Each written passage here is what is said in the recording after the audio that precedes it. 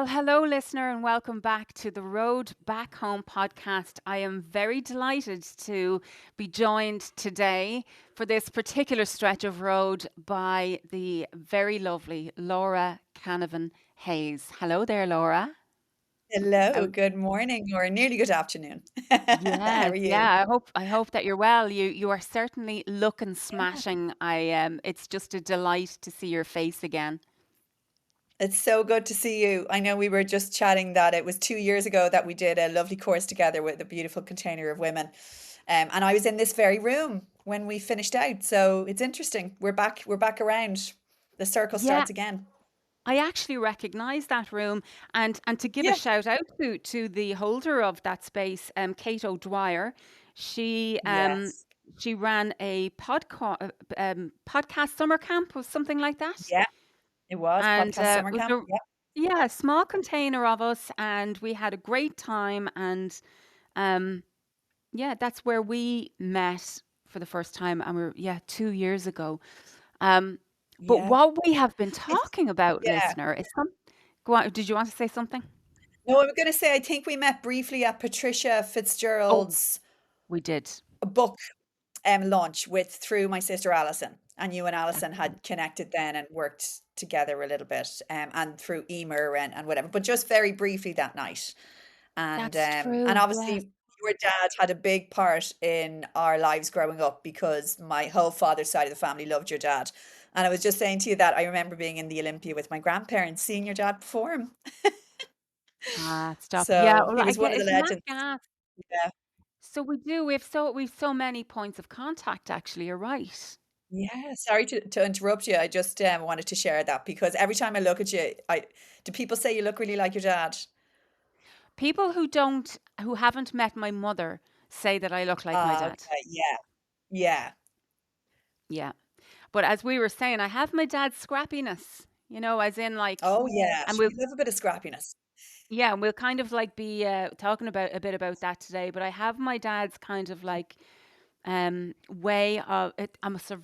Would you say I'm a survivor? Not necessarily in a Oh, good yeah. way, because so much of his survival mode was trauma, and I've kind of unpacked that in my own life too. But there is this sense of being Yeah. being out there in the world, and making your way in a way that probably isn't is a little bit non-conforming. And Hmm. there is a little bit of don't pigeonhole me, and there is a little bit of, well, let me do my thing. Let me figure out how I can apply myself here. And don't give me a Yeah. job description that's just going to feel like a prison to me. So before I leap into that, the Yeah. question here we're kind of asking is based on the brief pre-chat that we have, is like, well, what if everything that we've been told about making a living is not that it's wrong, but it's not for everybody. And those of us who are a little Mm. bit more, I don't want to say a little bit more creative, because everybody is creative, as we said, but those of us who kind of like are more in leaning into our creativity, and who kind of like Mm. almost can't help ourselves with our multi Yeah. passionate interests and the many ways in which we can apply ourselves, which is so interesting. Because do you remember in school, like I was that kid always in trouble, brains to burn if she'd apply herself.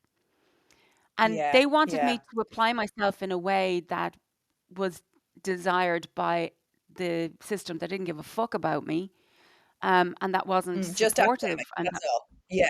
exactly. Yeah. Whereas Just academic.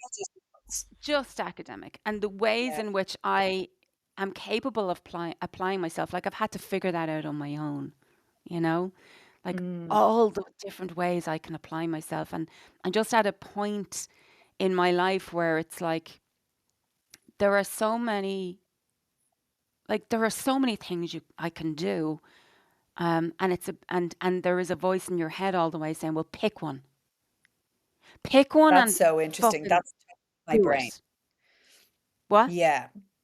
It's the excitement. It's totally my brain. It's the excitement of actually you've so much choice. about, all the different creative projects. I think when you activate that creative brain, it's like a roller coaster, Yeah. and it gets going, and you start to the portal starts to open in your brain to all the amazing opportunities. I think if for I, certainly I know how creative you are, and I the word survival is interesting because I wouldn't survive without creativity.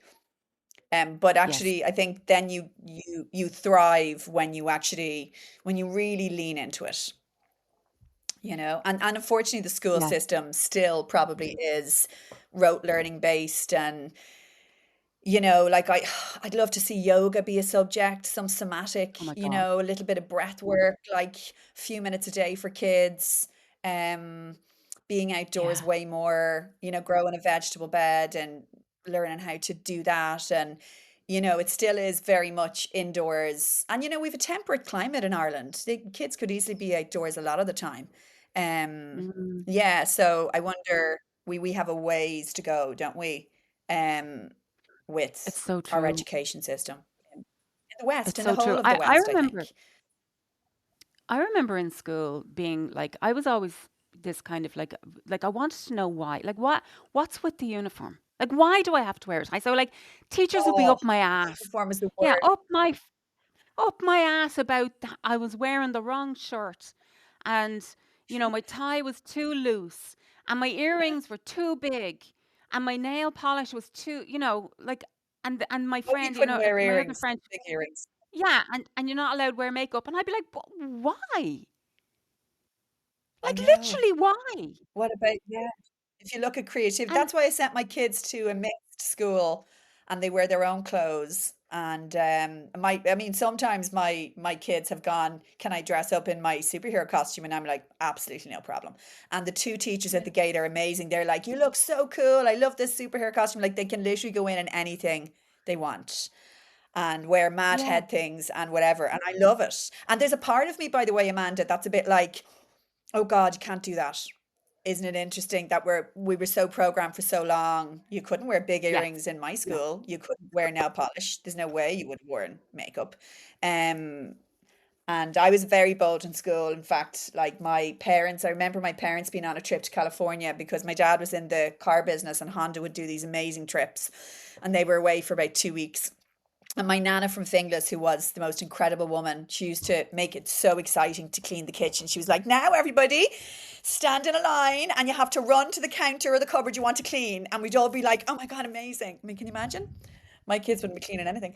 And but my friend Karen and I got this idea that the maintenance guy's shed was open, and I remember there being a peach paint and like a little bit lighter than that green, a green paint. And we decided to paint his bike, and we painted the windows of the shed, and we were painting everywhere.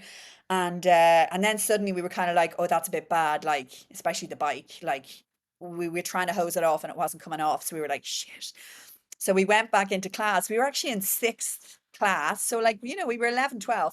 And of course it was like, this has happened, and who has done this, and nobody saw anyone doing it, and everybody was lined up in the classroom. Of course, we were all denying it, and we dripped the paint onto our blue Mount Sackville uniforms. So it was like, well, mm, it's clear who has committed this crime. And my nana made me clean the house for about a week until I earned the money to buy him. I think we might have painted the umbrella as well, because I remember she marched me into Brown Thomas, me to buy him a new umbrella from Brown Thomas, and we to physically clean his bike and clean all the paint off. Um, mm, so yeah, that I was an absolute rebel, and we were constantly like, we'd run up to the secondary school and we'd get under and take a Carmel Square, and then we'd do a prayer in the church where all there was nuns retired in the older Mount Sackville, and then we'd run back, try and make it before the bell. So there was a rebelliousness about fighting against that system, but still, if my mm, kids are going in and wearing what they want, a part of me, interestingly, is like, oh God, you can't do that. Oh, I shouldn't yeah, really do that. Maybe they shouldn't be, wearing what they want, or maybe they might think that that's not, it's just interesting how the nervous system just initially immediately goes, oh God, you shouldn't do that. You should behave. You should step yeah, into line. You should not wear your superhero costume in school, because it's a whole new world, a whole new generation doing things we never would have been allowed to do or allowed yeah. ourselves to do. So, even though I did. yes, I like when I be questioning, like, why? Like, why are you up my ass about a tie? You know what I mean? Like, about the looseness of the tie? And I don't know who said to me, but I remember being told, well, we're preparing you for the world. And you will probably end up in a job where there'll be a uniform and you'll be expected to wear that uniform. And I was supposed to be satisfied by that, but I was just like, what? What kind of fucking job would that be? Like you'd think Yeah. nurse, guard, whatever uniform. But also, what I know from studying then later in life through like what we know from social psychology is that uniforms Mm, are a way to establish hierarchy. They're a way to establish mm, status. They're a way to establish in the world that you are this and this is your role and this is your job and this is your power and your powers mm, extend to this much. And conversely or whatever they say, in terms of a prisoner's uniform, like you are this role, and so it's like this is who you are. mhm. You are a prisoner, and therefore by wearing this uniform you are, this is how you're going to be. You're the actor. Like, so imagine as an actress, Laura, it's like this is the role that we Yeah. are being given you, and if you act outside of that role you'll be punished. Yeah, And that's, uniformity, no individualism. Yeah, no yeah, creative expression. And for girls yeah, as well. I mean, I don't know, did you go to a girls' school for primary and secondary? neither. Were you neither? Oh, you were in mixed. I was in a school Oscuelga, so I did all my schooling Oscuelga, so it was a mixed, yeah. Amazing. Well, at least you had a mixed, Mm. whereas for the uniform for girls, and my mum says she remembers in London in the Sacred Heart Convent or wherever she went, where the nun, by the way, ran off with the head priest and all the church funds. And my mother used to have this photograph of her making her Holy Communion, and it was on the ledge of my granny's flat in Notting Hill. And we'd always be like, why does she keep that photo there? That's the priest that was handsy anyway, before he ran off with the nun, and then he ran off with the head nun and all the church funds, and the photos were still remain pride of place on the mantelpiece. Mm, But she remembers mm, they'd measure with a ruler the skirts, and then they'd whip them at the back of the legs, however many centimeters they were out. Now, obviously, wasn't like that when we were growing up, but there was a sense in an all girls school, like some of us would turn the skirts up when we were going into the village, so they'd be a little bit mm, shorter. But they had to be quite long, 3/4 length, wool, heavy, mm, hot. And then when it rained, I'll never forget the smell of those skirts and the jumpers because they were so heavy. And like your mother didn't have, my mum had five, she didn't have time to be washing them every day. But it was this sense of like your virginity and your, the sacred kind of like, not being a slut basically. You had to wear your skirt long and you had to have this covered up and everything had to be, and the tie and the tightness and the kind of uniformity. And mm. it's so So yeah, anti, I telling suppose, telling you who creative you are. expression. Yeah, it Telling you who is you this kind are. of like Yeah. telling you who you are and what we expect of you and what will happen to you if you don't show up that way, if you show up in any other way. Yeah. And then for those of And you us know what else who, it did? Sorry, you go ahead. no, go on. No, I was just going to say, I remember one of the girls in the class who I really, really liked, and her mother was struggling, and she didn't necessarily have the time to have everything washed every day. Like, say, the white socks you had to wear, that had to be white, white. Um, and it was Mm, the uniform was a way. I mean, there's two sides to the debate because I was having this chat with someone recently and I was like, oh, I love that they wear their own uniform and they can just open the door and dress themselves. And she was like, oh, yeah, but you know what? Sometimes a uniform can be better in depending on how much money you have because it's easy to just get a uniform and then you don't have to have any more clothes kind of thing. And I was saying, yeah. well, no, I remember a girl in my class and her mother never had time to wash the socks that well and she always got slagged because her socks were dirty. And if we'd have our shoes off to do anything in Mm, school, there was a smell off the socks and then she started to get slagged. I remember one of the girls saying you could plant potatoes in your ears because you've so much wax. So it started mm, this bullying of this girl because of actually her course. uniform wasn't always Mm, clean and her socks weren't always clean mm, and she'd be put to the top of the mm. class and it would be pointed out. Yeah. So it's interesting. Well, yes, I've there never is, well, thought about the uniform years. the irony for that is I see like uniform every day. where there is none. So like the irony being is that like if there isn't a, let's just say prescribed uniform, right? So in school or in the bank or whatever, there's a prescribed uniform. This is the uniform. But I find that people who don't have a prescribed uniform end up kind of figuring out their own uniform. And we Yeah. still wear uniform even though, because it's Yep. convenient and it is energy saving in a way. Like none of us have time. So how many, the uniform right now is leggings and fleece tops, or let you know, those kind of Yeah. athletic wear is the new uniform. Like, so Yeah. I was telling you Yeah. on our pre-chat that I work as a barista right now, and the amount of especially young ones coming in, and they all are wearing the athletic wear, and it's a uniform every single day. Mm. They're in this uniform, and it's only And when you it's see them white out at fox and night that it's they're wearing their something like that. Yeah, that they're wearing their so yeah.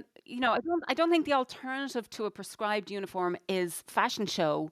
But I think that Mm. again, it's with the gray area. It's like when we are trained in a very prescribed way, we think the only alternative is chaos. So it's like Mm. that's kind of what Untamed is about, Glennon Doyle's book. It's like when we are Yeah. rebelling Oh, so against the brilliant. order, we're rebelling against the Yeah. order. Like what we think the only alternative is chaos. But there is a gray area where you can create order in your life in a way that is true to you, in a way that is authentic and Mm. autonomous as opposed to prescribed. So that is the beauty, I think, of getting to a stage in our lives where we start to really question our choices and question, like Mm. even the choices and the expectations that we're up against and the ways in which we are resisting that which we think is it being, or not that we think, but we are resisting that which is being imposed on us, or trying to control that which is being imposed on us at the expense of using our energy in this third way to figure out, well, how can I create the order on my own terms? Mm. And that is the And how much creative. of that, yeah, how much am I actually allowing society, as in the blame isn't always on society as well, because we obviously have our own agency over what we put on. But because I've lived Yes. in the States and Alison lived in New York for years and I lived in London for years, the amount of times people would visit me and we go, shopping and they'd say, that's amazing, but I could never wear that at home in Ireland. And I'd be like, why? Yeah. Well, I could probably wear it in London, but I could never wear a beautiful hat like that and go out. And I like, I, yes, it's society and it's the hangover of that whole uniformity school system. Look, Catholic Church, the bells. I'm here in France. The bells ring all day until tonight. Absolutely. Um, and Quasimodo then is I'm alive like, and oh no, but well. exactly. Let's break out of that a little bit. And funny, like I absolutely love my fashion. And I'll go Yeah. to the school pickup or to anywhere and I'll wear whatever I want. But so many times people are like, you're so dressed up. Or, God, you always make such an effort. You look great. And I'm like, thanks a mil. Now, I used to say, oh, it's only whatever and make excuses. And I only bought it for a tenner in a charity shop. And I this and this because it was almost like this. I felt very uncomfortable that like I was making everyone else uncomfortable by wearing what I always wore when I lived in the States and when I was in Spain and France and I lived in London. And it was very free and creative. And when you went out, actually, people complimented you and told you that they loved your creativity, and that made you want to release your inner style even more. And then you come back to Yeah. Ireland, and I don't know if it's a small town thing or you even look, I was looking at like the racing festival the other day, but still in all, it's still very uniform. There still isn't, you go to New York and you walk down the street, or you go to maybe the East Shoreditch and you're like, oh my God, the style, man, the style, they could be wearing 100 bracelets on it. Like there's Yeah. a mixing of styles and there's a total individualism and an Mm. unleashing of creativity, and they don't give, excuse my language, a shit what anyone thinks. And I wonder, given we've just talked about our school experience, which I haven't spoken about in so long, in my mind, I'm like, God, it's still there a little bit. It still is there a little bit. Even at the sports day, I put on a lovely dress and I love my crystals, and everyone's like, God, you're so dressed up. And I'm like, is that me that's taking that as not a compliment, or is it a compliment from somebody? I don't know. And then I'm like, I'm just going to continue to wear what I'm going to wear because yeah, I think you just have to wear what makes you feel good. And I wonder, do we also keep ourselves small by thinking that society has this idea of how we should dress? Do you know what I mean? So it's the two things. It's Yeah. society pushing in on us, and then it's like how much of that, how much creativity do I restrict by my interpretation of what I think society wants? Maybe that's all in my head as well. Because we tell ourselves stories, don't we? It's all just stories, you know? Well, here's something. Again, this is another example of the alternative to giving a shit is not giving a shit, right? So it's like Mhm. who that's a really scary space to step into. It's like I'm afraid to wear Mhm. these things because people will judge, right? And we think that the only alternative is to not give a fuck, right? Now, that's just Yeah, not how you want to live. You don't want to live your life wearing what you want and basically gaslighting yourself and just being like, I don't care, I don't care, I don't care, because it's not even true. We do care. But I think, again, that yeah. the third option is there for us to say, hold on, what does it mean that I dress like this? And I'll give you a very concrete Mm, example of when this was kind of like revealed to me as a revelation. I was like, oh my God. So so there is the, people be like, people say that to me about my lipstick. Oh my God, you're so brave. You're so brave, like wearing that lipstick. And I I think to love your bright myself, lipstick. well, Yeah, yeah, my answer isn't, oh, well, I don't give a fuck what people think. My answer is, well, yeah, this is my way of being in the world that feels like, me saying I'm here. I haven't fully articulated it, but I know that when I put my lipstick on, and it's not even red, it's a lovely mm, berry color. This is me honoring the fact that I found a color that makes me feel like I have arrived, like I'm here, I'm out, that kind of way. So this is me yeah, yeah, a discovery that pink works well on me. This is me celebrating the fact that pink makes my eyes pop. This is me like owning the fact that, I get to play with color on my face. Do you know, like I get to be an yeah. artist on my face. So I was on a call with somebody one time, and when the screen, very much like today, when the screen popped up, instantly I was like, Mm, and we had no sound between, you had no sound, so I couldn't hear yeah, you. So I was only beholding you and I was only gazing upon you. And I was like, oh, what a sight to behold, right? Because your presentation is so delightful to behold. And I was on a call with that's somebody so kind. before. It's a way of saying it. Like, the way I didn't say it like that. I was like, you look amazing or you look fabulous. I think that's what you look fabulous, I think is what I said. You did. I was When, like, that's so lovely. yeah, but It what was I immediate really warmth, and wanted, yeah, but rather than me praising you, it's more than that. It's a sight to behold. It's a delight to behold, right? So now I popped up that's on this just call what I with was this going to other say woman. to And you. Yeah, yeah, when she came to life on the screen, I was just like, oh my God, I was struck. I was struck by her presentation, but also the beautiful background that she was sitting in and all this. And I was like, oh my God. And I said it to her. I was like, can I just take a second to drink in what I'm seeing here? And of course, as an artist, I'm struck like this. And yeah, she said, she said to me, that's intentional. I do this as a way of showing you that I value, like, this was an offering of service. This is me valuing your yeah, time, like, so that when we show up to a call, you get to behold this beauty. This is me offering beauty in the world. And I was like, wow. So let's go back I to this love idea that. of Love that. dressing the Can way I that just you say want first? to, not Yeah, because you don't give I a was going to say shit, your but lipstick because makes you, me happy. Yeah, yeah. So what if we were to yeah, embrace that and have an actual manifesto? So I'm not dressing like this because I don't give a shit. I'm dressing like this because I am yeah, bringing beauty to this space. I'm dressing like yeah, this yeah. because It I'm an goes back artist. to I like, have taken it upon myself to create beauty in the world and interest and texture and intrigue.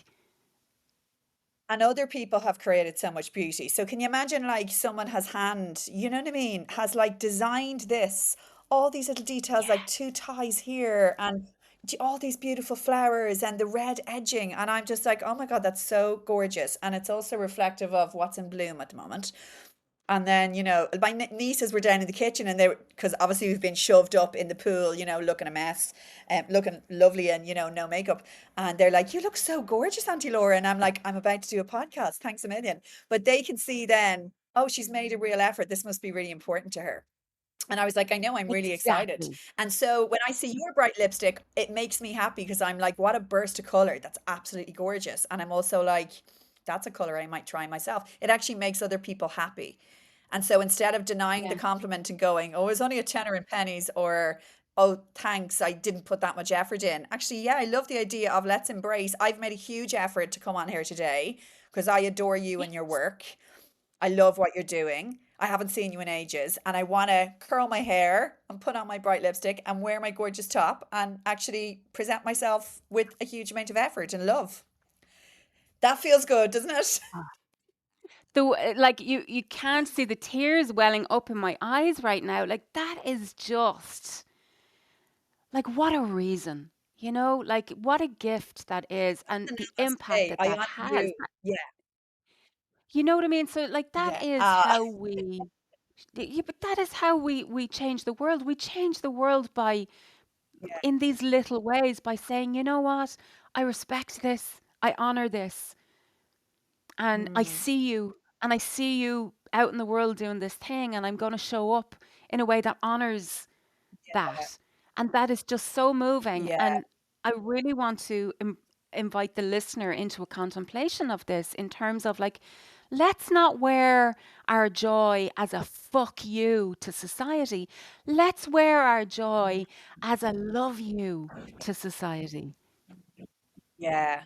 I have to show you something if you don't mind. I'm just going to grab this. I'll tell you a little story Yes. as I I'll do a wander little up bit here. of commentary as we are here. So, Laura has just run across our beautiful room to fetch something. And what have you got there, Laura? Now, this is my husband's aunt's room, and she died when she was nearly 92, and she was mad into Wow. antiques. It's such a beautiful house in France. It's right by the church in a gorgeous little village in the countryside. She was absolutely amazing. She gave me so many incredible pictures and used to send me like a Vogue print from an original Vogue print from 1921. And oh, she brought all her stuff over from Philadelphia and she asked everyone to put labels on it. And I was like, "Oh, I'm only like an in-law. I don't really think I should be choosing anything." And she said, "No, no, I wish you." She kind of had a voice that was a bit like Blanche from the Golden Girls. "Please choose something and put a note on it." And I looked at this piece and I said, "That's the only piece I really love." It was a copy of a very famous painting. It was a mother with a baby on her like this on her chest, and she said, "Oh, my other sister-in-law had picked it." And I said, "God, no problem, give it to her." And she said, "No, no, I want you to go over and turn the picture around." And at that time I was like so fearful of childbirth. I wasn't going to have children. Ronan and I were married for a few years and I was like, "Oh, Oh, maybe we'll try, wow. maybe we won't." And I turned the picture around and it was Laura and child. And I literally tried Oh, for a baby like 2 weeks later and I got pregnant. Yeah, so she was like, goosebumps. "That's meant for you." And it's in Grace's room. Yeah. I had it in the kids' rooms when they were babies.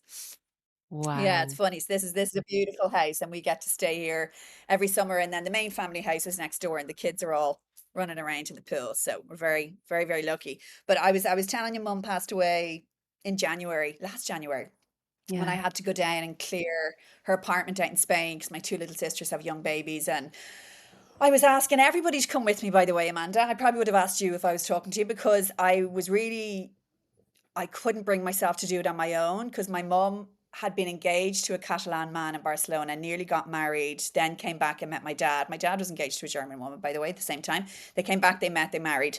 But my mum spoke fluent Spanish and Catalan very proudly, and we always had a place in Spain since my dad passed away. So it was when I go down to Spain, I feel my mum at her happiest. It's like the best part of my mum was in Spain. So it was an amazing few days, but she had so many clothes. She had brand new leather shoes she'd never worn. She was a shopaholic. She loved clothes like me.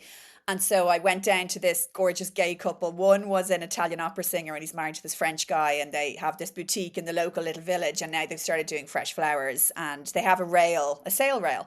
And I said, "Could I give you some clothes of my mom's?" And they were like, "Oh my God, we love your mother and whatever. Show us a picture of her. We want to see her face." And we all started bawling crying. I was like, "Oh my God." He was singing an opera song in her honor. I was bawling crying. And then I gave them a load of stuff and they went, please, please have this hat. And I was like, Jesus, Mary and Joseph, can you imagine? Like, where would I wear that? Oh, it's You beautiful know? though. I brought Yes. it down here and So haven't worn it let yet, me but give I do. some let me give some context to the view to the listener who has no visual here Yeah. of this. So this we are having an Audrey Hepburn moment. Think, is this Audrey Hepburn? This Breakfast of Tiffany's? It's Mm. even a little bit like 70s boho, big floppy, Yes, 70s boho. incredible. Yes, It's loving the it. Glamour Boutique, by the way, in Alveria Hills, and they do fresh flowers and the most they're the two most gorgeous guys you'll ever meet. And yeah, so Beautiful, that's a special hat. And actually, I took it gorgeous. out of the boot, and all my nieces, everybody's gone, that's the most amazing hat. That's the most amazing hat. And I keep going, I don't know where I'm going to wear it, but now that I've put it on, um, I'm just going to wear it loads while I'm down here, and not be shy about it. I'm good because it's just do you know what it's Yeah. like as well? It's almost like it's so funny because it's on our person. We feel a little bit like vulnerable wearing it because obviously it's bringing attention to ourselves and Mhm. we feel like we have to justify it, which is where you get the whole thanks, pennies, €5. And like that's a Yeah, yeah, yeah, justification and that's a deflection as well. It's like, don't bring that to me. I don't know what to do with it. So let me just deflect onto how it was no big deal. yeah, Um, but if you have that hat or this lipstick or you got your hair done, somebody's like, I yeah. just love My now that brother's hair I can receive a compliment. And when somebody says, oh my God, I love your lipstick, it's amazing on you, I'd say, thank you. And, and I Yeah. kind of like, I don't say, well, I dwell in that moment of delight, and I own it. I really Mm. own the fact that, you know, I am bringing something here that is worthy of the attention, worthy of the Yeah. appreciation, right? So when you are out, and especially my gorgeous dog Ted died last year. He was 16, but Oh, Ted was the kind oh of my gosh. yeah. I love So I have Ted. So Ted. It was just cute. an absolute dote, and I have a Molly now who I've just adopted. But Ted was special. Ted So was the Molly is kind my of dog. sister-in-law's dog who's here. Really, Yeah. yeah, Molly's, We have a and you Molly know here. what? I must say, Molly is a little white dog, and I am raging that I actually called her Molly because I was like, what a missed opportunity to call a dog Betty White. But anyway, Betty uh, White. speaking of speaking of the Golden Girls, but so I've Yeah. started kind of that's her little nickname for me. But I guess what I'm thinking of saying there, so Ted was a showstopper, like he was a conversation starter, and people were What kind of dog is constantly Ted? he was a golden doodle, but he was a black golden doodle. And Oh, everyone said oh about Ted wow. that he had beautiful manners. He had a very gentle spirit, and people just melted when they met Ted. But I think of that in terms of like, if you have a dog and people come up to your dog and they're like, oh my God, your dog, so cute, amazing. You never go, thanks, the pound, €2. Like, you don't do that. You allow the dog to be wonderful and you allow the dog Absolutely. to exist in this space of being appreciated and um and kind of like what's the word I'm looking for, admired, Building the you dog know up and yeah, and telling all the stories about how he was born and where he got him from and other dogs that look like him. Oh, sure. It's like an elevation, isn't it? Like you were saying Yeah, earlier, and it's you an instantly elevation. agree. When someone's like, "Oh my God, he's Yeah. gorgeous," you instantly agree. You're like, "You're right, he is. He's amazing. Wait till I tell you about him."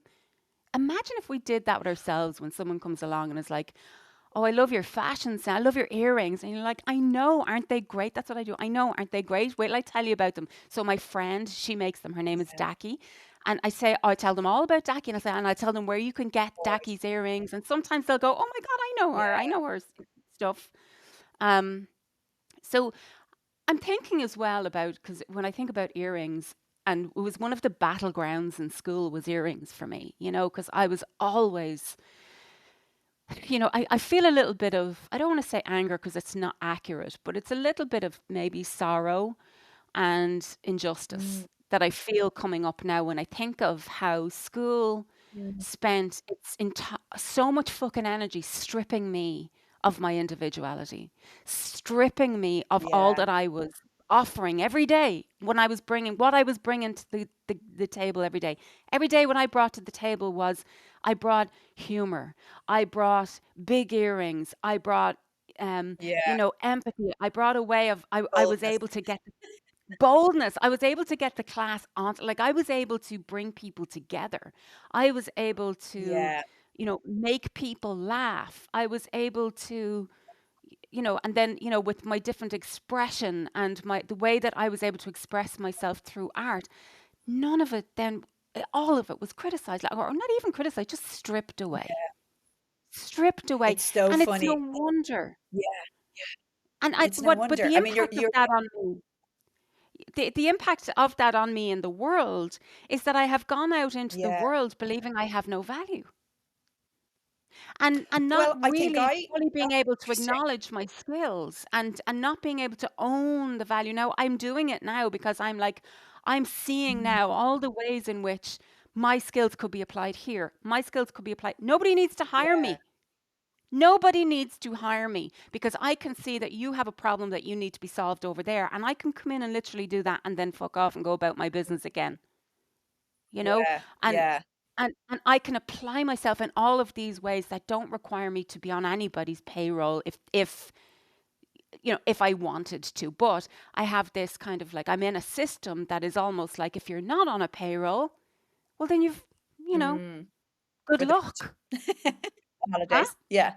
But I wonder when you say that, I'm really interested in do you think that has driven us? Because when you say anger, but it's not quite anger, there's definitely when we're sharing these stories, and God, I haven't spoken about that time in my life in so long. Apart Yeah. from I had a brief uniform conversation, but after we painted that shed that I was talking about earlier, we got kicked off our school trip to Mosney, which was like massive because like Mosney, Yeah. and we'd never gone and traveled anywhere. And so they Yeah. kicked my friend Karen and I off the school trip. But then she was an amazing athlete. She still holds, I think, a record for Ireland. She's an incredible sprinter. And I won a poetry competition and she went to the All Irelands. And then they were like, oh, we'll let them back in because they brought glory to the school with the poem Yeah. and the running. So we're Yes. back on board. Like Oh my we didn't really God. understand then Yes. about the punishment at all because like we were punished, but now we're back on because I wrote this. But if I didn't write the Ah, poem, you wouldn't have had us. But so I went out into the world and went. Now my secondary school was gorgeous. I was in like a number one Pembroke Road, Miss Merida's for young ladies. It used to be called. It was Pembroke. It was a totally quirky school. Patrick Kavanagh wrote a poem about our uniform and the kids playing in the railings. It was tiny. There were 9 people in my year. It was an amazing wow. school. I absolutely loved it. It was mad as hell. We used to go to UCD for our sports and some of the boys' schools. So that was an amazing, creative, fabulous school. But the sense that I got in an all girls school in the society at the time, as one of 5 girls, by the way, as the middle of 5 females in Ireland, was fuck them, I'm gonna prove them wrong kind of attitude, you know? Mm, So there was an anger behind that that kind of fueled this determination to go out into this male dominated world where, I was told I couldn't do certain things and I couldn't be certain things because, I was a girl. Um, and then I had to, then burnt myself out. We were talking about burnout earlier. Burnt myself out in my 20s joining a trading floor as one of the only women. Although we did have way more women than other trading floors. We had a couple of amazing women. And yeah, and then the journey went on. But it was definitely there was a will to prove those people wrong, I suppose, who told us that we had to be this certain way and you had to. And at that stage, Amanda, wasn't it like get your pensionable job and your job for yeah. life? Join the bank or join the civil service Mm, or whatever it was. And that was your job for life. And God help you. mm, I mean, when I left banking to go traveling the world with my now husband, we went all over Australia, New Zealand, South America. First of all, my mum had a mini heart attack. But then when I told her I was going back to drama school at 28, walked into the gatey and I was like, do you have any places on a drama course? And they were like, come back with a monologue 2 hours later. Someone's just dropped out. I was like, what the fuck is a monologue? I literally didn't know what a monologue was. I'd acted when I was younger and had done theatre and voiceovers, but I didn't know it. So I went off, learned this monologue, went back, got a place. I was like, I'm going back to drama school. And my mother was like, what? In God's name? Are you leaving a 6-figure banking job? You've just been in Boston living in this fabulous building getting your dry cleaning done and you're going to become a fucking actress. Of course, a few years yes. later, fast forward to the play that got the really good reviews, and we're at the drinks afterwards, and she's like, well, I was very good at drama and English in school. So she gets her acting talent from me. Oh my Like, God. Oh, again, There's actually there's a weaving together of the two stories. Not happy when I've been telling everyone you're doing amazing in finance in London and the States, and now you've gone back to drama school and you're broke. And I was actually back on the dole at one point, which was, I said to my friends a while ago, the most depressing moment of my life was I applied to be Santa's helper in Dundrum Shopping Centre, and I didn't get the job. I mean, they'd given the job to someone else. I didn't get the audition, but had I even gotten the audition, I may not have gotten the job as Santa's little helper. And here I was on the 33rd floor of the Devonshire in Boston, literally getting my dry cleaning done on, huge money, flying to Miami for the weekend for a bit of sunshine, the Caribbean, going back to Ireland, everything paid for. And here I was not getting a job as Santa's helper on the dole. And my mother was double downing on me, going, "Oh my God, what? Back at home, living at home." Alison had James. So the two of us were living at home. She in her high flying fashion career, both of us living back home with my little sister, a baby. And my mom's like, "What are you doing with your life?" Like, I've totally failed as a mother. And then, of course, the theatre production. Well, I mean, she gets her, talent from me. So it's just interesting because then she was able to say, "Oh, now she's doing well." And then I went on to Fair City and I ended up writing and stuff. And the credit was on the screen, So now she's writing and she's, this and that. But until the, Now the, the she rubber gets to stamp was feel good there. about it. Yeah, yeah. Yeah. She And we gets were to speaking come here. earlier about doing many things and being many things and I loved your thing about pivot and panic. Is it a Yeah, pivot or is it a panic? Yeah, of course we yeah, panic when we pivot initially because we're leaving this solidity. I mean, I actually think I would have done much better as an actress had I not been in banking first because I tried to apply this business acumen to acting and I would send personalized letters to casting directors. I got it from my friend Gavin O'Connor. He's brilliant. I printed out my headshot and I used to personally invite them to my theatre, shitty theatre productions, by the way. Initially, they were like low budget profit shares. And I thought people would turn up, because I thought I was trying to build relationships and send, handwritten personal invites and didn't work.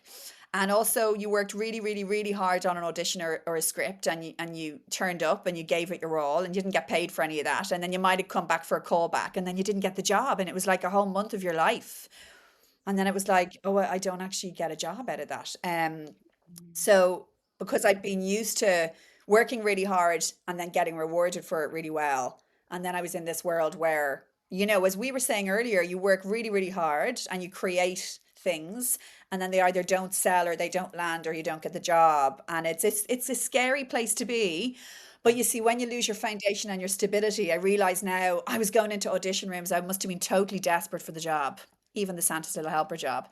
And of course they wouldn't want to cast me because my sense of self had kind of dissipated and my foundation wasn't stable and I wasn't sure of myself and what I was doing. So they probably didn't want to have me on set. Whereas the actor that was like, I'll audition and if I don't get it, water off a duck's back and I'll move on. I didn't have that. Mm, I was very perplexed that I was working so hard. And I said to a casting director one time, maybe I'm just not any good. Will you just tell me if I'm not any good so I can stop wasting my time? mm, And she said to me, well, you always get down to the last two. mm. So you must be good. And I was like, but down to Yeah, the last two. I mean, if I write a book about my life, it'll be like down to the last two. That's not getting the job. It's even more frustrating. yeah, Yeah, so yeah, it's interesting. It's interesting, isn't yeah. it? Because when the It's confidence it isn't there when we pivot, it's like we Thomas don't Edison succeed. saying, or Da Vinci or somebody saying, am I just a really bad Yeah, inventor? exactly. Yeah, And it's yeah, no, you're not a really bad inventor. It's just that not everything you invent is going to work. yeah. So it's not that you're a bad And inventor. You're a bad inventor of all the things that didn't work, but you are the inventor of the fucking thing that did. I mean, the most incredible thing that strikes me, it must be when, like, I brought Myra's to see the Van Gogh, that amazing interactive exhibition. And God, Yes. his short life, so amazing and interesting, and whatever mental health and cutting off the year, and he obviously thought it was all like brilliant, but he kept saying to me, but why didn't people value what he didn't say value. It was a more kind of childish. He was only about 7 when I brought him. Mm, Why didn't people love his work or pay for his work when he was alive? There's this mm, sense that when you pass away, then this person then is elevated into the yes. stratosphere of, oh God, they were so talented, but nobody realized at the time. Nobody gave them, nobody Yeah. bought any of their work at the time. And that's a fascinating thing, isn't it? That again and again you see with artists and writers, and Yeah. that they were never given the recognition during their life, but they did produce amazing stuff. But maybe it Yeah. wasn't their path to be recognized, maybe, Mm. who knows? The Yeah. very famous thing that he said that kind of haunts me is it was in one of the letters he wrote to his brother, I have been driven mad because I cannot do what I wish to do. And Hmm. it's And he just, was doing it, by the way. yeah, and he He was was doing doing it, it. wasn't Y- Yeah, he? Yeah. and it's like any of us, Got we into are that. constantly. I So said to my funny. mother the other My day, husband bought it's, me that. oh, I see. Laura showed me a Yeah, my book of, husband bought me that. That's funny. I just remembered it was that beautiful pictures. And I'm surrounded by fields of sunflowers down here, and they're so beautiful. okay. But he was painting and producing a prolific amount of work. Because he He died when he was was. what, 36 or He was, but I guess here's my interpretation of what he meant by that. I cannot do what I wish to do is that like I am hustling so hard and there isn't a like there in other words, I'm drilling this well and I haven't hit the oil yet. Like and I'm so busy building Mm, the thing that isn't paying off yet that I am limited in my choices in life. I am because that is a very mm, real reality of when we choose this, kind of mm. like, this would we call it a career of figuring out where's the best place to apply myself here. It's kind of like being a gambler. It's like studying form. It's like looking back Yeah, on horses yeah, well, and you yeah, bet on yeah, these horses. And how many horses have you bet on only for them to reveal themselves as absolute fucking donkeys? And then you're like, oh, yeah, balls, and you're like, fuck, and they were lame, or they fell at the hurdle, or they were up against sheer gar and just whatever it was, or yeah. the Or jockey my was uncle's shite. horse who broke his leg at Cheltenham, and that was it. It was gone. He never raced Yeah, so like again. it is like being a gambler. It's like, Yeah, you are standing it here, but is. here's the thing, you are learning form, learning form, learning form, and maybe, you will eventually get that horse. Maybe you will Yeah, learn something, and maybe you will learn something. You will start to learn that maybe the money isn't in gambling on horses. Maybe it's in breeding them. You know what I mean? You will eventually get fucking yeah. wise, and it's a very privileged position to be in, to be able to be a gambler all your life. Like there's no way I could be Mhm. doing what I'm doing right now without the support of my husband and of my parents, let's say, Yeah, who yeah, have put yeah. And a I'm the roof. same with my husband. Yeah, Yeah, yeah, there's a roof over my head that is giving me the freedom to gamble essentially and figure out how to yeah. apply myself. Like I'm literally doing the thing I was told to fucking do in school. Brains to burn, if only she'd apply herself. Well, I'm still trying to figure out how to apply myself, bitch. And Well, I, there's no doubt that you apply yourself. My God, I mean, yeah. you put immense energy and passion into everything you do. And the cost of that, then, the sacrifice you make is that, like Yeah. I'm turning 50 this year and I don't have the money to Wow, do anything for myself. I don't have the you money look to throw a amazing. party. I don't have, oh, well, thank you. I don't have the money to throw a party. I don't have the money to go on a world tour. I don't have the money to buy us something nice. Like that is the sacrifice. And it's one way of Mm, looking at it as a sacrifice, and that is on me. That's my choice, let's say. There are lots of people who would rather, and it works better for them to have that continuity and go into a job after school and stay there. mm. And then they have the stability of the paycheck and they have, the pensionable thing and all of that. So by the time they're 50, they can probably afford to go on a cruise if they wanted to.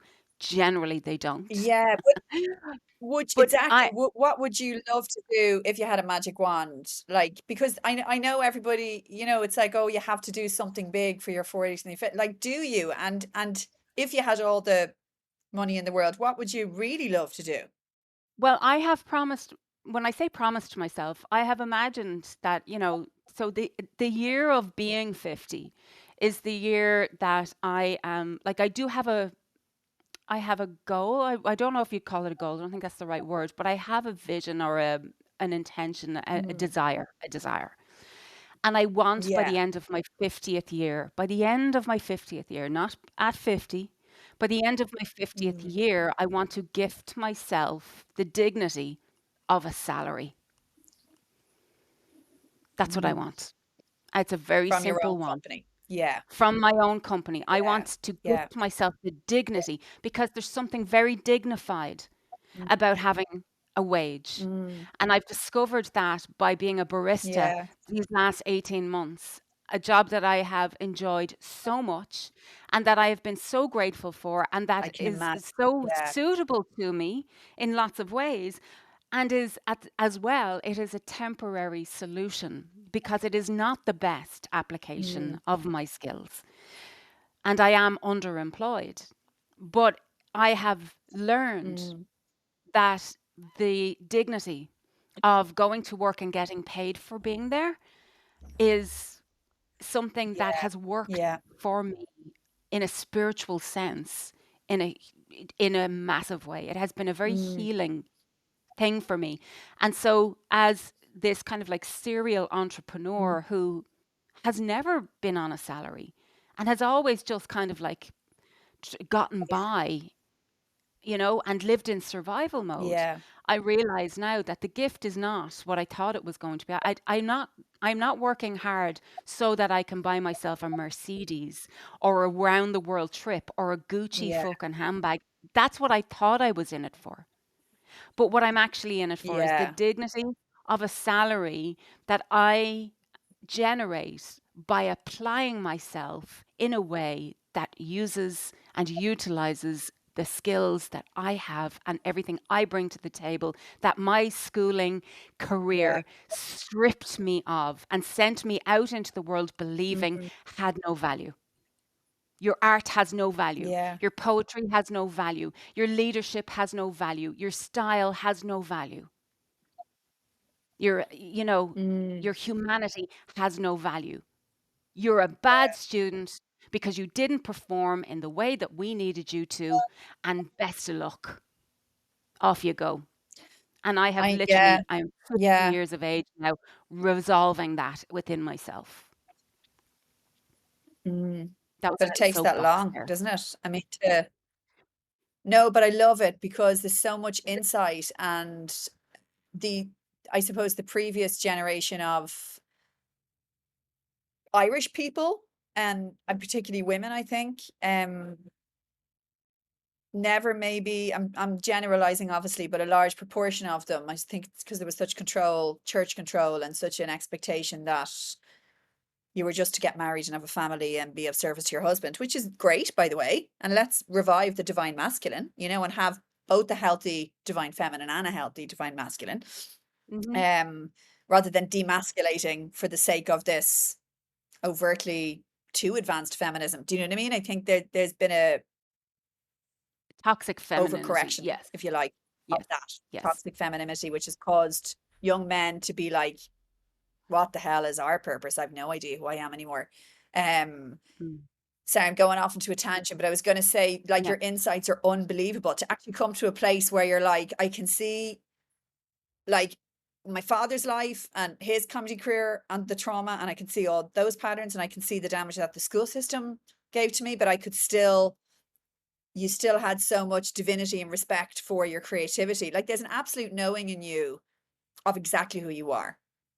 You know what I mean? When you Well, talk about your poetry, like I've received your art in the post, and I'm like, oh my God, I'd like, that is, I just know exactly who you are. Do you know what I mean? Your stamp is so clear to me.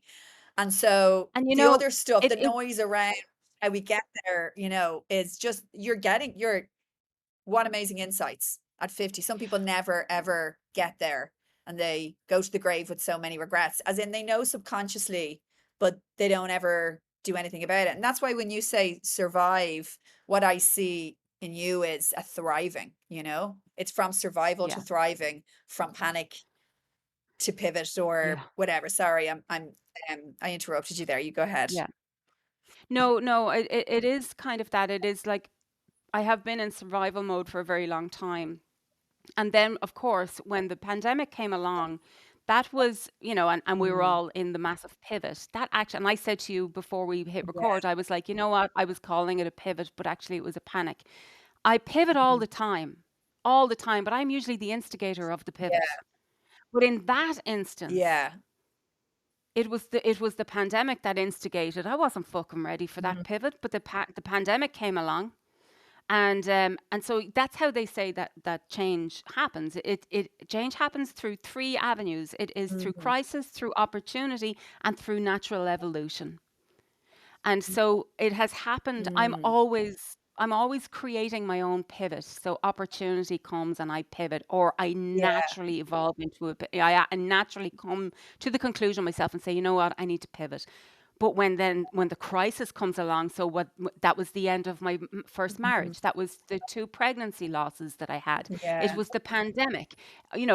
Dad dying in 3 weeks after his diagnosis. Like all of Yeah. those My things are God. life forcing you to pivot, and that's where you're like, okay. And Yeah. because I That's have an enormous amount of events colliding together.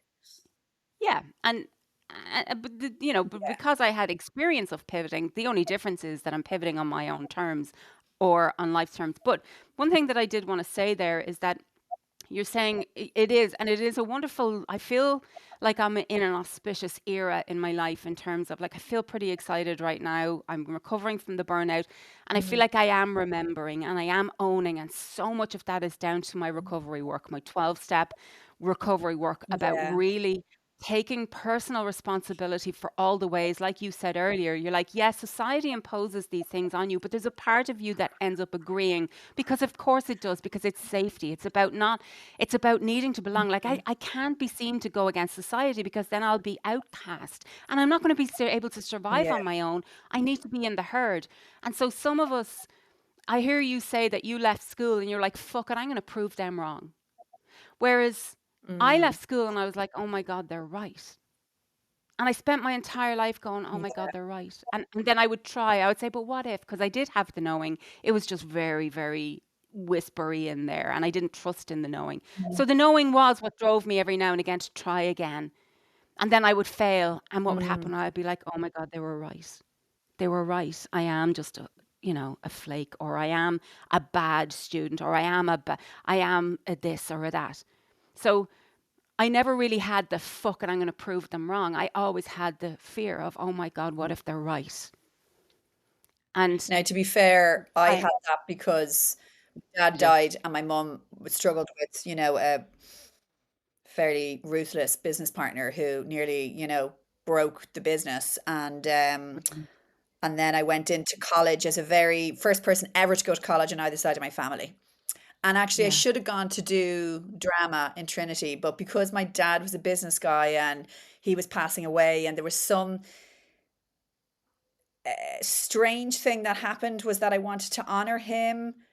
And did I really want to do business? And I do enjoy business and I am an entrepreneur, but I went into like BES and Trinity, business, economics and social studies. And it was the days of when all those books had been written about trading floors, Barbarians at the Gate and Okay. the Leonardo did the Wolf of Wall Street and all that kind of stuff. So there was the most successful thing you could do coming out of BES was like get a job on a trading floor. Mm. Um, so there was very much uh, I think I was the only female maybe who ended up. Now it was Anglo-Irish Bank. It was a small boutique bank on Old Jury Street. It wasn't like a JP Morgan or a, you know what I mean? We were the Mm. underdogs, but it was I think because my dad had passed away and my mom was a widow and didn't even know what an asset was, or she went back to UCD and did a business course. She didn't know what the word equity meant. I remember being in college and my dad's business partner took my mom into a room on the day of my dad's funeral and said, "Oh, we're selling the business." And she was like, "What the hell's going on?" And my mum's correspondence was everywhere, but she did have an envelope in the kitchen, and it was the share split. Dad had taken like 80 grand in the 80s to go out and buy the whole corner of the Eastwell Road, which the Christian Brothers used to go. you'll only ever be, you're fucking useless. You'll only ever be a corner boy. And when he used to me, he met the priest one day going down Grafton Street and he said, "Oh, yeah, you were right about what you said to me back in the day.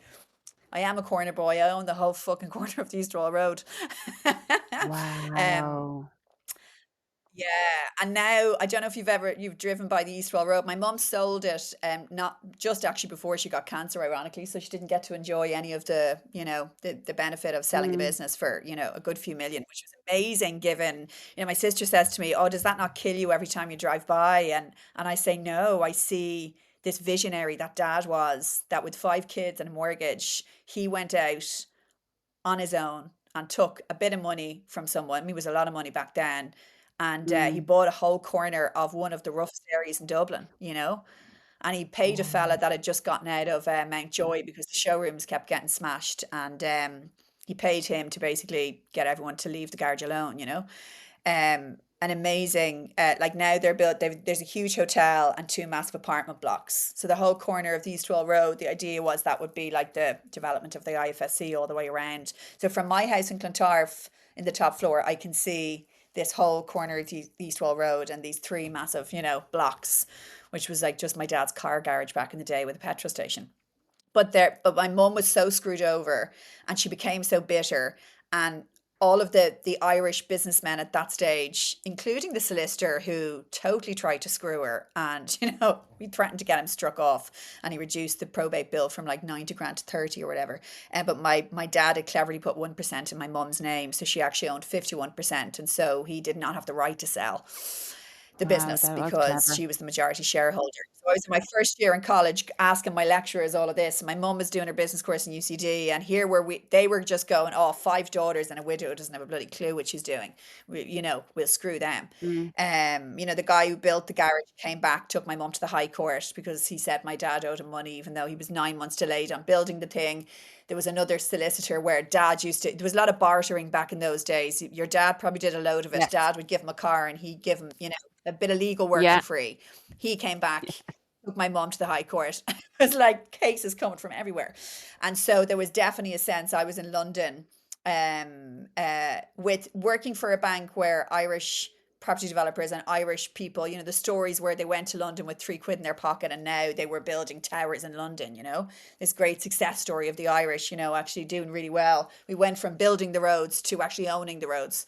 So there was a real alpha male acceleration in me of, like an aggression actually that took me a long number of years to shirk off, where I was in fight mode. Yes.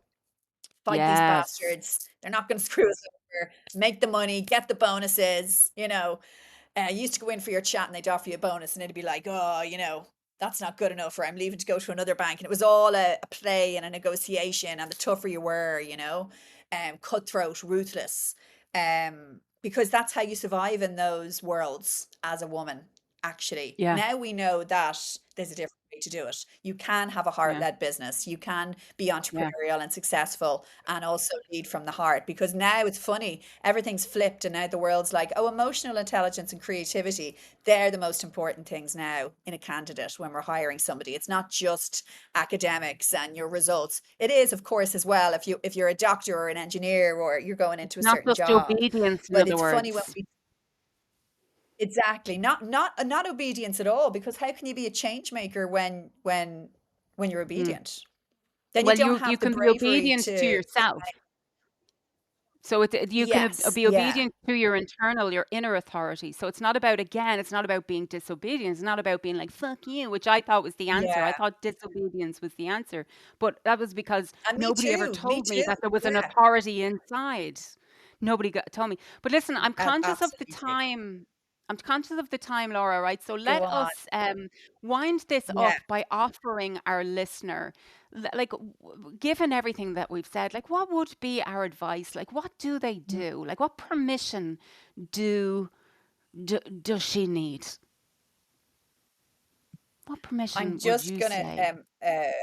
I'm I'm going to look for the Marianne Williamson quote about because I was just talking to someone recently. I interviewed her a few years ago Go for away. Positive Life magazine. They They're Wow. journalists basically. I don't know what happened, but my sister was like, "Can you step in and interview Marianne Williamson and you'll get to go to the event?" I was like, "My God, of course I will."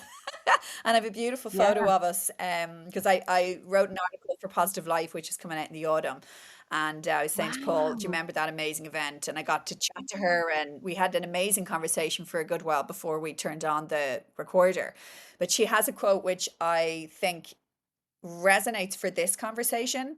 It's our deepest fear is not that we are inadequate. Our deepest fear is that we are powerful beyond measure.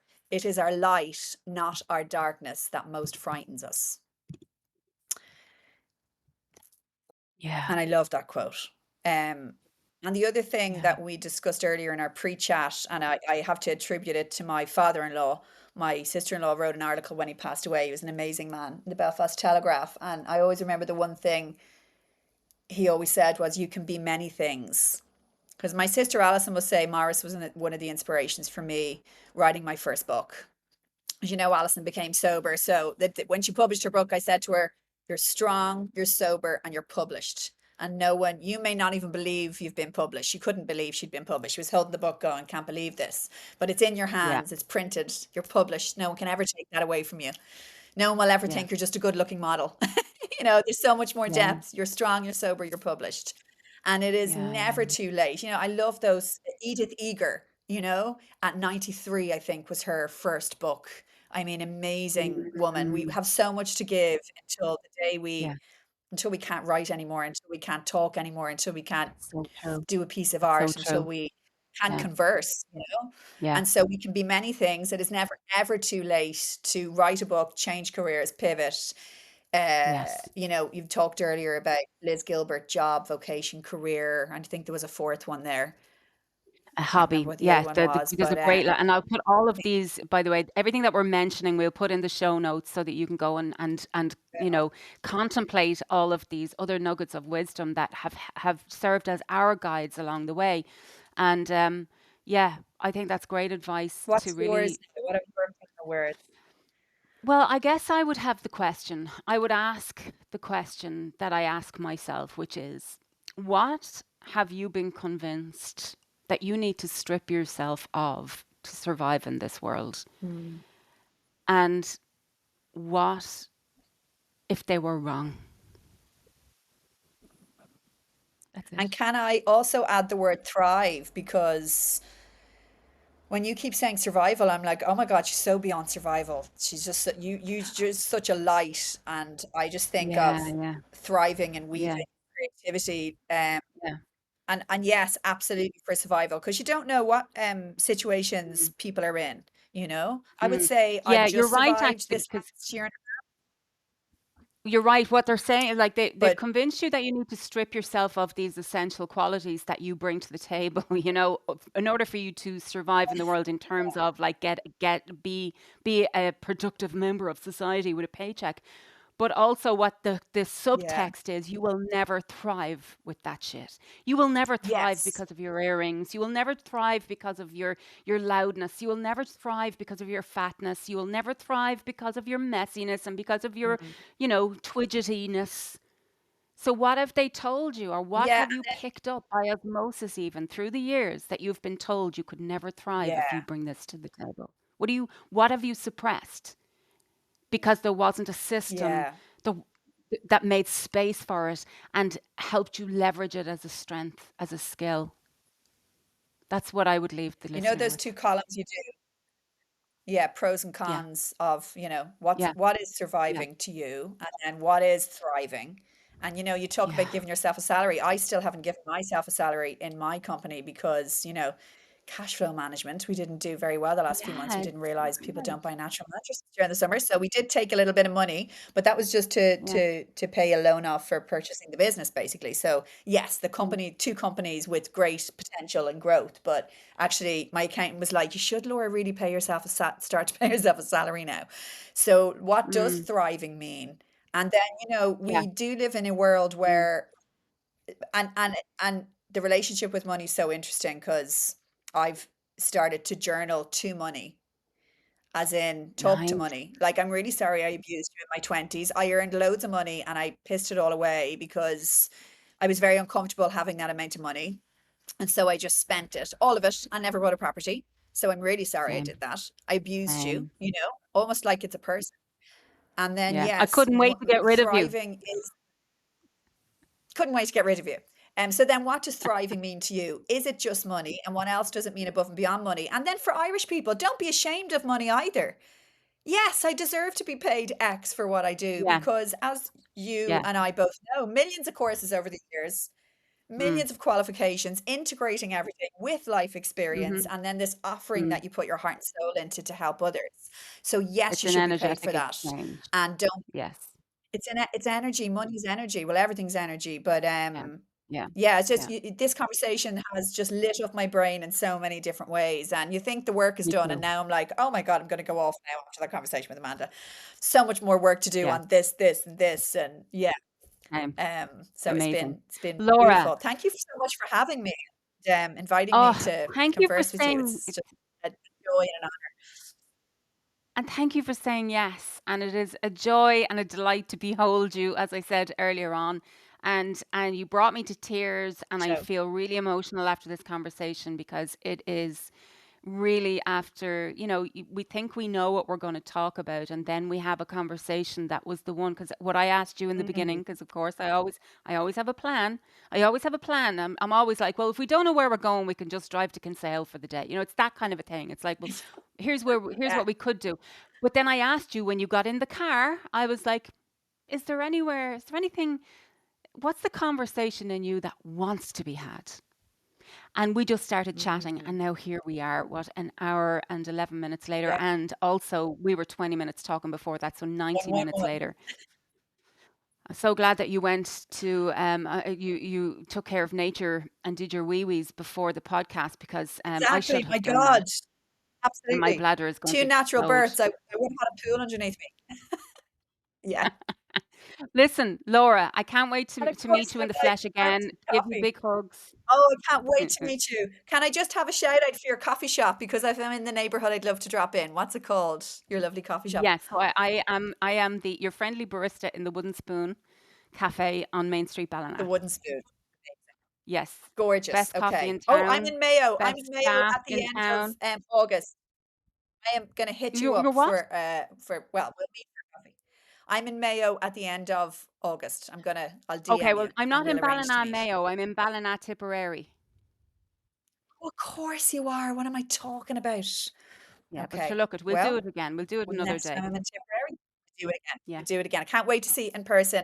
Thank you for Me, putting these conversations out into the world because I'm loving them.